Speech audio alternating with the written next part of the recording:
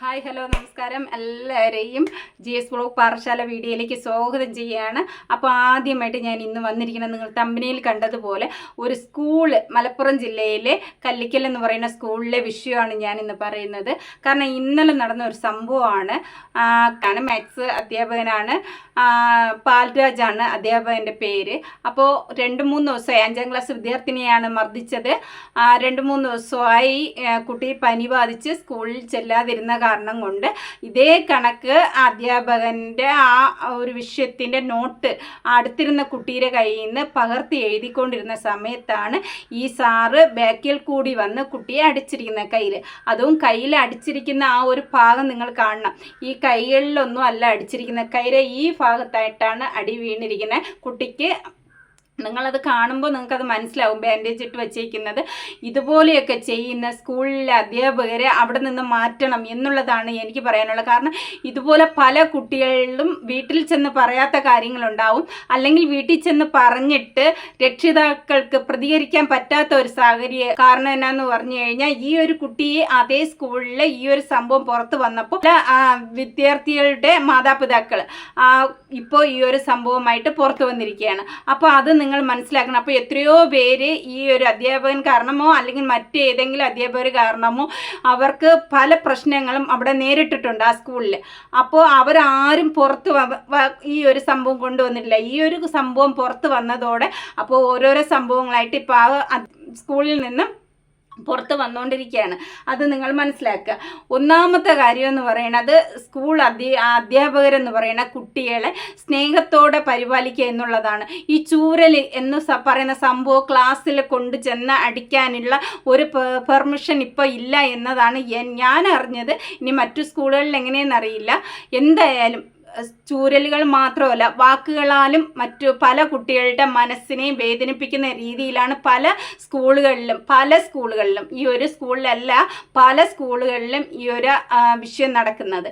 പല അധ്യാപകരായിട്ട്, അതായത് ഒരു സ്കൂളിൽ ഇപ്പോൾ 1-2 അധ്യാപകർ കാരണം നല്ലവരായ അധ്യാപകർക്ക് എല്ലാവർക്കും ചീത്തപ്പേരാണ് ഇതിൽ കൂടി നമുക്ക് പുറത്ത് ലീക്കാവുന്നത്. അതുകൊണ്ട് തന്നെ സ്കൂളിൽ അധികൃതരായിട്ടുള്ള, അതായത് ചുമതല എടുത്തിരിക്കുന്ന HMമായിട്ടുള്ള ബന്ധപ്പെട്ട വലിയ വലിയ അധ്യാപകർ ഈ ഒരു സംഭവം എല്ലാ സ്കൂളുകളിലും പരിഗണിക്കണം എന്നുള്ളതാണ് എനിക്ക് പറയാനുള്ളത്. കാരണം പല അധ്യാപകരും ഇതുപോലെ കൊച്ചുങ്ങളുടെ മാനസികമായിട്ട് ബുദ്ധിമുട്ടിക്കുകയും ഇതുപോലെ ചൂരൽ വടികൊണ്ട് ഉപദ്രവിക്കുകയും ചെയ്യുന്നുണ്ട്.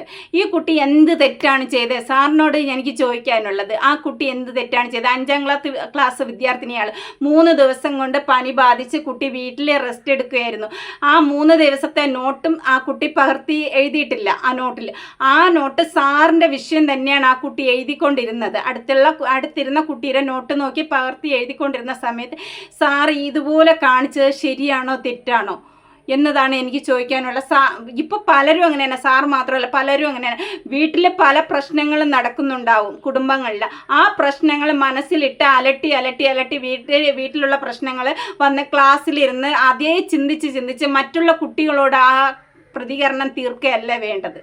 മനസ്സിലായോ? നിങ്ങളെ വിശ്വസിച്ചിട്ടാണ് ഞങ്ങളെപ്പോലുള്ള മാതാപിതാക്കൾ കുട്ടികളെ സ്കൂളിലേക്ക് പറഞ്ഞയക്കുന്നത്. എന്നിട്ട് നിങ്ങൾ എന്താണ് ചെയ്തത്? ആ സ്കൂളിൽ ആരെങ്കിലും ആ കുട്ടിയെ ഹോസ്പിറ്റലിൽ കൊണ്ടെത്തിച്ചോ? ആ കുട്ടിക്ക് വേദന കൊണ്ട് നിവൃത്തിയില്ലാതെ, അതായത് എല്ല് പൊട്ടൽ വരുമ്പോൾ ആ കുട്ടിക്ക് എന്തുമാത്രം വേദന ഉണ്ടാവും. ആ കുട്ടി വേദന കൊണ്ട് നിങ്ങൾ കരഞ്ഞിട്ട് പോലും നിങ്ങളെ ആരെ അറിയിക്കുന്നില്ല. ഒരു രീതിയിൽ അല്ലെങ്കിൽ മറ്റു പല രീതികളിൽ നിങ്ങൾക്ക് ആ കുട്ടിയെ എന്തെങ്കിലും ഒരു സ്കൂൾ മുഖേനയെങ്കിൽ നിങ്ങൾ ഒരു ട്രീറ്റ്മെൻറ്റ് പോലും ആ കുട്ടിക്ക് കൊടുത്തിട്ടില്ല. ആ കുട്ടി തന്നെ ആ കുട്ടിയുടെ വായ കൊണ്ട് പറയുന്ന ക്ലാസ് ടീച്ചറാണ് വന്ന് ചോറ് പോലും വാരി കൊടുത്തത്. ആ ക്ലാസ് ടീച്ചർ ചോറ് വാരി കൊടുത്ത് അത് സമ്മതിക്കുന്നു. പക്ഷേ ആ ക്ലാസ് ടീച്ചറിന് വീട്ടുകാരെ അറിയിക്കാമായിരുന്നില്ലേ? സമയത്തിന് മുന്നേ കുറച്ചും കൂടെ നേരത്തെയെങ്കിലും അറിയിക്കാമായിരുന്നില്ലേ? എന്നിട്ട് എല്ലാം കഴിഞ്ഞ് ഉച്ചയെല്ലാം കഴിഞ്ഞിട്ട്, അപ്പോൾ ചോറ് വരെ കഴിച്ച് തീർന്ന് അതിലൊക്കെ കഴിഞ്ഞിട്ടും കുട്ടിയുടെ കയ്യിലെ വേദന കൂടി ആ കുട്ടിക്ക് ഒട്ടും പറ്റാതായ സമയത്താണ് നിങ്ങൾ രക്ഷകർത്താക്കളെ അറിയിക്കുന്നത്. ഇതാണ് സ്കൂൾ അധികൃതർ ചെയ്യേണ്ടത്.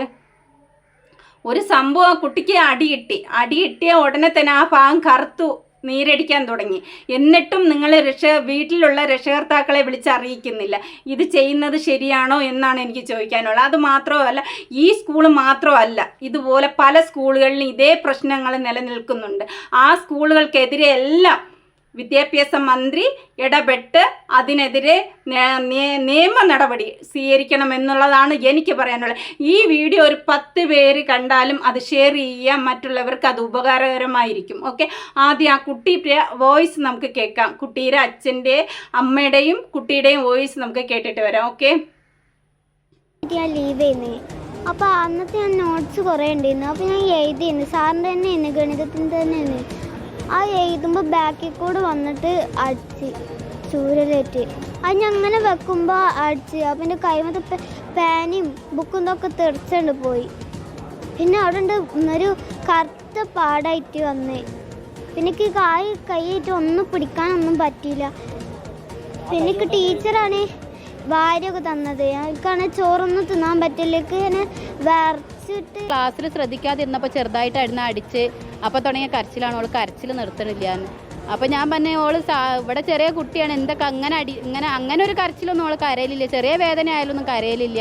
ഇതിപ്പോൾ ഇങ്ങനെ കരയാൻ മാത്രം എന്തൊക്കെ ഉണ്ടായി സാറാന്? ഇല്ല, ഞാൻ കൂടുതലായിട്ടൊന്നും ചെയ്തില്ല. അവൾ ക്ലാസ്സിൽ ശ്രദ്ധിക്കാതിരുന്നപ്പോൾ ഞാൻ അടിച്ചത്. അപ്പം മോൾ 3 ദിവസമായിട്ട് ക്ലാസ്സിൽ ലീവ് ആയിരുന്നു. ഇന്നാണ് ഇപ്പോൾ വരുന്നത്. പിന്നെ അവിടുന്ന് കുറച്ച് കഴിഞ്ഞപ്പോൾ ഇവിടെ ക്ലാസ് ടീച്ചർ കാവ്യ ടീച്ചറും വിളിച്ചപ്പോൾ തന്നെ കൈ ചെറുതായിട്ട് ഇങ്ങനെ ഒരു നീര് മാതിരി ഉണ്ട്, അവൾക്ക് കൈ ഒന്നും ഇതാക്കാൻ കഴിയില്ല, നിങ്ങൾ വരാൻ പറ്റുമെന്ന് വെച്ചാൽ. മോൾക്ക് ഇത് പറ്റി, ഇനി വേറൊരു കുട്ടിക്ക് ഇങ്ങനെ സംഭവിക്കരുത്. ചൂരിൽ കൊണ്ടുപോകാൻ ക്ലാസ് റൂമിൽ പാടില്ലല്ലോ. ഇങ്ങനെ അടിച്ചിട്ട് കൈയിൻ്റെ എല്ല് പൊട്ടിക്കുക എന്നൊക്കെ പറയുമ്പോൾ എത്ര വിഷമമുണ്ട്. ക്ലാസ് തുടങ്ങിയിട്ട് ഒരു മാസമായിട്ടുള്ളൂ. മാഷന്മാരെ പരിചയപ്പെടാം. കുട്ടിക്ക് നല്ല പഠിക്കുകയും ചെയ്യും. ആ വിഷയത്തിൽ തന്നെ കുട്ടിക്ക് ഫുൾ മാർക്കുണ്ട് ക്ലാസ് പരീക്ഷ എടുത്തപ്പോൾ. ഇനി വളരെ വിഷമമായി പോയത്. നിങ്ങളിത് കേട്ടല്ലോ, ആ കുട്ടിയുടെ അച്ഛൻ്റെയും അമ്മയുടെയും ആ കുട്ടിയുടെയും വോയിസ് നിങ്ങൾ കേട്ടല്ലോ. അപ്പോൾ ഇതിൽ നിന്ന് നമുക്ക് എന്താണ് മനസ്സിലാകുന്നത്? അടിച്ച അധ്യാപകൻ തന്നെ വിളിച്ച് പറയാണ്, കുട്ടി കരഞ്ഞുകൊണ്ടിരിക്കുകയാണ്, ഞാൻ ഒരു അടിയെ കൊടുത്തോളൂ. അടി കൊടുത്തത് ഇത്രമാത്രം വേദനിച്ച് ആ കുട്ടിയുടെ കൈയൊന്നും നോക്കാൻ ആ സാറിന് പറ്റിയില്ലേ? സാറിനെ കൊണ്ട് പറ്റിയില്ല. ആ കുട്ടിക്ക് ഒരുപക്ഷെ അടിച്ചു, ആ അടി കൊണ്ട് നല്ലപോലെ വേദനിച്ചു. അങ്ങനെ തന്നെ ഇരിക്കട്ടെ, ആ കുട്ടിയെ ഒന്ന് ട്രീറ്റ്മെൻറ്റ് ചെയ്യണമെന്ന് തോന്നിയില്ലേ സാറിന്? രക്ഷകർത്താവിനെ വിളിച്ച് പറഞ്ഞ് ഇനി അവർ പറയുന്നുണ്ട് ബസ് കിട്ടാത്ത റോഡാണ് അവരുടെ ആ ഒരു ഇത്. അത്രയും നേരം അവർ ബസ്സിന് കാത്തു നിന്ന് ബസ് വന്ന് പിന്നെ ആ സ്കൂളിലേക്ക് വന്നെത്തി. അപ്പോൾ എത്രമാത്രം നേരം ആ കുട്ടി ആ ഒരു വേദന സഹിച്ചിരിക്കുന്നത്. എന്നിട്ട് അവർ വീട്ടിൽ കൊണ്ടുവന്നിട്ടും കുട്ടിക്ക് ആ വേദന വീട്ടിൽ കൊണ്ടുവന്നപ്പോൾ കുട്ടിയുടെ ആ വേദനയും അവരുടെ ആ കായിലെ ഇത് കൊണ്ടപ്പോൾ ഒരു രക്ഷകർത്താക്കൾക്ക് സഹിക്കാൻ പറ്റത്തില്ല. എന്നെ പോട്ട് സഹിക്കാൻ പറ്റത്തില്ല കേട്ടോ. എൻ്റെ കുട്ടിയെ ഏതെങ്കിലും ഒരു ടീച്ചർ മോശമായിട്ട് പറഞ്ഞാലും എനിക്കത് വേദനിക്കും. കാരണം ഞാനാണ് അവളുടെ അമ്മ, അല്ലെങ്കിൽ ആ കുട്ടിയുടെ അമ്മ ഞാനാണ്. അപ്പോൾ എൻ്റെ കുട്ടിയെ ആരെങ്കിലും ഇതുപോലെ പറഞ്ഞാലും ഒരു ടീച്ചർ പറഞ്ഞാലും എനിക്ക് വേദനിക്കും. ഞാൻ അവിടെ പ്രതികരിച്ചിരിക്കും. പറയേണ്ട കാര്യമാണെങ്കിൽ പറഞ്ഞിരിക്കും. അതേപോലെ തന്നെയാണ് അവരും അവിടെ വന്ന് സ്കൂളിൽ വന്ന് ഈ കാര്യങ്ങൾ അറിഞ്ഞു. അവർ വീട്ടിൽ ചെന്നു. ആ കുട്ടിക്ക് കൈ നോക്കിയപ്പോൾ പറ്റാത്ത ഒരവസ്ഥ അവരുടെ കൊണ്ട് സഹിക്കാൻ പറ്റിയില്ല. അവർ കൊണ്ടുപോയി ഹോസ്പിറ്റലിൽ അടുത്തുള്ള അവർ സാധാരണക്കാരാണ് കേട്ടോ. സാധാരണക്കാരാണ്. ഇങ്ങനെയുള്ളവരോടാണ് കൂടുതൽ ടീച്ചേഴ്സുമാർക്കൊക്കെ വെറുപ്പ്. കാരണം പണമുള്ളവരെ നല്ലപോലെ സ്വീകരിക്കും, പണം ഇല്ലാത്തവരെ അതുകൊണ്ട് പോലെ തറയിൽ ചവിട്ടി തരയ്ക്കുന്ന ഒരു സ്വഭാവമാണ് പല സ്കൂളുകളിൽ പല ടീച്ചേഴ്സുമാരും സാർമാരും ചെയ്യുന്നത്. കാരണം എന്നാന്ന് പറഞ്ഞാൽ വിദ്യാഭ്യാസത്തിൻ്റെ കാര്യത്തിനാണ് നമ്മൾ വിടുന്നത്, അല്ല പണം കൊണ്ടുള്ള ആഡംബരത്തിന് വേണ്ടിയിട്ടല്ല നമ്മൾ ഗവൺമെൻറ് സ്കൂളിൽ ചേർക്കുന്നത്. അങ്ങനെയാണെങ്കിൽ പിന്നെ ഞങ്ങൾക്ക് പബ്ലിക് സ്കൂളിൽ ചേർത്തുകൂടെ? ഞങ്ങളെപ്പോലെയുള്ള പാവങ്ങൾക്ക്. അതാണ്. അത് കഴിഞ്ഞ് അവർ ആ ഹോസ്പിറ്റലിലേക്ക് കൊണ്ടുപോവുകയാണ്. ഓക്കെ, എന്നിട്ട് അവിടെ നിന്ന് അവർ അതിൻ്റേതായിട്ടുള്ള ട്രീറ്റ്മെൻറ്റും എക്സ്റേയും കാര്യങ്ങളും എടുത്തപ്പോഴാണ് കുട്ടിയുടെ കയ്യിൽ എല്ല് പൊട്ടലുണ്ടെന്ന് അവർ അറിഞ്ഞത്. അങ്ങനെയാണ് അവർ കേസ് കൊടുക്കാനായിട്ട് നിയമ നടപടിയായിട്ട് പോകാൻ വേണ്ടി അവർ തീരുമാനിച്ചത്. ഇതുകൊണ്ട് നമുക്ക് കിട്ടുന്ന ഉപകാരം എന്ന് പറയുന്നത് ഇനി ആ കൊച്ചിൻ്റെ അച്ഛൻ തന്നെ പറയും, എൻ്റെ മോക്ക് സംഭവിച്ചതുപോലെ ഇനി ഒരു കുട്ടിക്ക് സംഭവിക്കരുത് എന്നുള്ളതാണ്.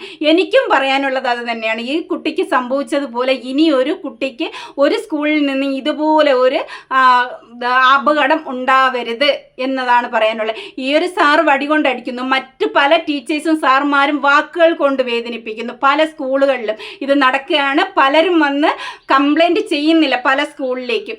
പക്ഷേ ഇതുപോലെ ഞാൻ പറയുന്നത് പലരും ധൈര്യത്തോടെ വരിക.